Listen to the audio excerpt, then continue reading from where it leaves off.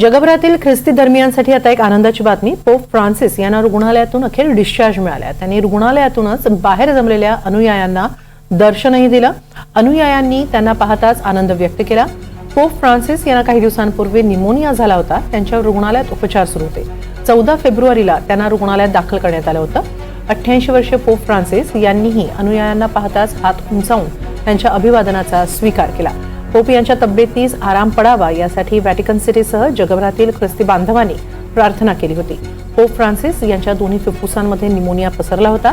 त्यांना श्वसनाला प्रचंड त्रास होत होता. त्यांना इन्फेक्शनही झालं होतं. त्यामुळे काही काळ त्यांची प्रकृती नाजूक समजली जात होती.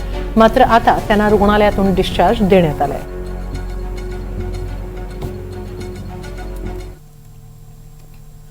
हमास इस्रायल युद्धाला पुन्हा सुरुवात झाल्यानंतर आता गाझामधील मृत्यूंची संख्या 50,000च्या वर गेली आहे. दीड महिन्याच्या युद्धविरामानंतर इस्रायलनं पुन्हा हल्ले सुरू केलेत.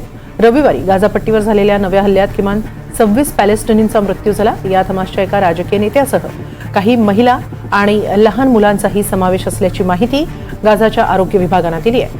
त्यामुळे 2024 मध्ये सुरू झालेल्या युद्धात आतापर्यंत 50,000हून अधिक जणांनी जीव गमावलाय. दीड महिन्यापूर्वीच गाझावासीय त्यांच्या घरी परतले होते. मात्र युद्धविरामाचा पहिला टप्पा पार पडल्यानंतर दुसऱ्या टप्प्याची बोलणी फिसकटली आणि इस्रायलनं हल्ले सुरू केले. आता पुन्हा एकदा नागरिकांना सुरक्षित ठिकाणी जाण्याच्या सूचना करण्यात आल्या. मुआसीमध्ये नागरिकांनी स्थलांतरित होण्याचा सल्ला देण्यात आला.